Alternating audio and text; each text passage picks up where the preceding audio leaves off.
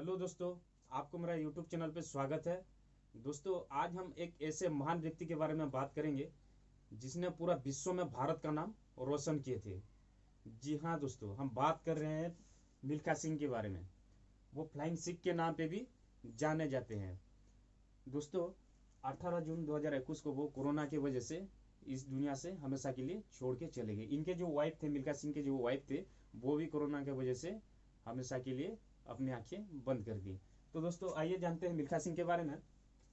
दोस्तों, मिल्खा सिंह पंजाब के गोविंदपुरा में 20 नवंबर 1929 को जन्म ग्रहण किए थे, जो अभी पाकिस्तान के हिस्सों में है। आखिर बात क्या हुआ था, जब 1947 में, ठीक है, 1947 में भारत से पाकिस्तान बना। उस समय की बात, 1947 में भारत से पाकिस्तान बना। चारों तरफ दंगा चल रहा था और उस दंगे में मिल्खा सिंह के माता पिता भाई बहन को हत्या किया जाता है उसके आंखों के सामने। वो किसी तरह अपने जान बचा के 16 साल उम्र में पाकिस्तान से भारत आ जाते हैं और दिल्ली स्टेशन में रहते हैं। दिल्ली स्टेशन में कुछ दिन रहने के बाद उनके एक बड़े बहन होते हैं, उनसे मुलाकात होता है और उस बहन के साथ रहने लगते हैं। दोस्तों, मिल्खा सिंह जब छोटे थे उनको मिकू के नाम पे भी बुलाया करते थे और जिधर भी जाते थे वो दौड़ कर जाते थे और दौड़ कर आते थे। और कभी कभी तो दोस्तों वो ट्रेन के साथ रेस लगाते थे, कंपटीशन करते थे। आप सोच सकते होंगे कि कितना जुनून था उनके अंदर, कितना जोश था उनके अंदर। ठीक है। तो दोस्तों, मिल्खा सिंह के और एक भाई होते हैं गुरुदेव सिंह, जो आर्मी में थे। और उस भाई के उस भाई ने मिल्खा सिंह को आर्मी में जाने के लिए सलाह देते हैं और मिल्खा सिंह आर्मी में जाते हैं 1951 पे। ठीक है, 1951 पे। और वो 3 बार रिजेक्ट होते हैं, 3 बार रिजेक्ट होते हैं और चौथा नंबर पे वो सिलेक्ट होते हैं आर्मी के लिए। तो आर्मी में एक रेस होता है। ठीक है, क्रॉस कंट्री होता है 400 मीटर का। लगभग 500 लोग पार्टिसिपेट करते हैं। ठीक है, और उनमें से मिल्खा सिंह भी पार्टिसिपेट करता है और 6 नंबर पे आते हैं। 6 नंबर पे आते हैं। जब 6 नंबर पे आते हैं उनको आर्मी में रेस के लिए चुना जाता है और उनको एक स्पेशल ट्रेनिंग दिया जाता है। ठीक है, स्पेशल ट्रेनिंग दिया जाता है। 1956 1956 में वो पहली बार प्रयास करते हैं। ठीक है, पहली बार प्रयास करते हैं। भले ही उस उनका प्रयास उतना अच्छा नहीं रहा, लेकिन 1956 से शुरू होता है सफलता की सीढ़ी। उसके बाद एक के बाद वो रेस जीतते गए। ठीक है। तो 1958 में कोटक को आते हैं राष्ट्रीय खेलों में।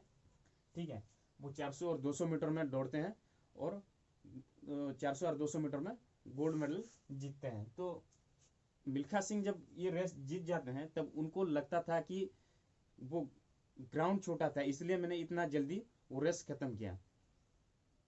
उनके मन में बहुत सारा डाउट था कि ग्राउंड ही छोटा था। तो जब रेस खत्म हो गया तो तब उस ग्राउंड को फुट बाय फुट नापे तो वो ग्राउंड ठीक था। मतलब आप सोच सकते होंगे वो कितना तेज दौड़े होंगे। तो दोस्तों, और एक 1958 में टोक्यो में एशियन गेम्स में वो 400 और 200 मीटर का गोल्ड मेडल जीतते हैं। ठीक है। और 1929, ठीक है, सॉरी, 1959 में मिल्खा सिंह को पद्मश्री अवार्ड में सम्मानित किया जाता है। और दोस्तों, 1960 1960, ठीक है, 1960 एक खुशी का दिन भी था और एक दुख का दिन भी था। 1960 में जब पाकिस्तान में एक रेस के लिए बुलावा आता है मिल्खा सिंह को, मिल्खा सिंह वहां जाने के लिए मना कर देते हैं, क्योंकि उस जगह पे जाना नहीं चाहते थे जिस जगह पे मिल्खा सिंह का भाई बहन माता पिता की हत्या किया गया था।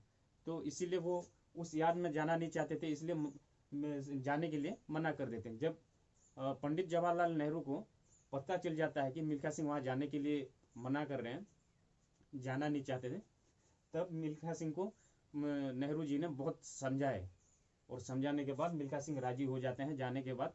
और जब जाते हैं पाकिस्तान, एक होटल के अंदर जब जाते हैं, एक अखबार में लिखा होता है वहाँ के जो एशिया के जो टॉप धावक थे, तेज धावक थे, वो अब्दुल खलीफ था। ठीक है। तो जब अखबार उठाते हैं तो वहाँ लिखा होता है मिल्खा सिंह और अब्दुल खलीक के साथ टक्कर, भारत और पाकिस्तान की कंपटीशन, ठीक है। तो मिल्खा सिंह को थोड़ा बुरा लगता है, और जब नेक्स्ट डे उतरते हैं ग्राउंड को, तो उस रेस को बड़े आसानी से जीतते हैं, अब्दुल खलीक को बुरे तरह से हरा देते हैं, ठीक है। तो वहाँ के जो लोग बैठे होते हैं वो खड़े हो जाते हैं और ताली बजाने लगते हैं, और सीधा नज़र सिर्फ मिल्खा सिंह के ऊपर, क्योंकि बहुत बुरे तरह से वो अब्दुल खलीक को हरा देते हैं उस रेस में। तो वहाँ के जो 10,000 गोरखा महिला बैठे होते हैं वो अपने नकाब हटा के सीधा नज़र सिर्फ मिल्खा सिंह के ऊपर देखते रहे और बोलते हैं कि सरदार ने कमाल कर दिया। और जब जीत जाते हैं गोल्ड मेडल देने से, पदक देने समय में, पाकिस्तान के जो जनरल थे आयुब खान, वो मिल्खा सिंह को कहते हैं कि सरदार जी तुम आज पाकिस्तान में दौड़े नहीं हो, उड़े हो। तब से जुड़ जाता है फ्लाइंग सिख के नाम, मिल्खा के और एक नाम जुड़ जाता है फ्लाइंग सिख के नाम, और सारा दुनिया जान जाता है कि फ्लाइंग सिख, ठीक है, सारी दुनिया फ्लाइंग सिख नाम पे जान जाती है मिल्खा सिंह को, ठीक है। तो और एक 1960 में क्या हुआ था, मेलबोर्न ओलंपिक्स रोम गेम्स में जीत के बहुत करीब होते हैं, ठीक है, जीत के बहुत करीब होते हैं, लेकिन कुछ गलती की वजह से वो जीत के बहुत करीब होते हैं, लेकिन वो चौथा नंबर पे आते हैं, और उस रेस में चौथा नंबर पे आते हैं, ठीक है। वही था मिल्खा सिंह का सबसे बड़ा दुख का दिन, ठीक है। तो दोस्तों, ऐसे कोई भारतीय पुरुष उसका मिल्खा सिंह का रिकॉर्ड तोड़ने वाला कोई नहीं था, लेकिन 2014 में द्वितीय पुरुष बने विकास गौड़, ठीक है, विकास गौड़, ठीक है, ये द्वितीय पुरुष है, ठीक है। और वो मिल्खा सिंह 80 इंटरनेशनल मैच दौड़े हैं, ठीक है,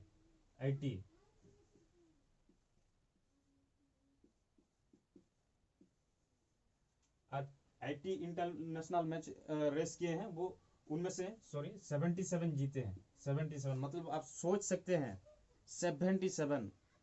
अगर हम यहाँ एग्जाम देने जाते हो तो 100 में से कितना आता है, कोई 50 रखता है, 40 रखता है, कोई 50 रखता है, तो कोई 60 रखता है, मतलब सोच लो कि 99, ठीक है, सोच लो 100 में से 99, मतलब मिल्खा सिंह ने 80 में से 77, मतलब 100 में से 99 सोच सकते हैं, ठीक है। तो ये था कुछ मिल्खा सिंह की कहानी दोस्तों। और वो जब वो 1951 में जो आर्मी में गए थे, उस वक्त का तनख्वाह था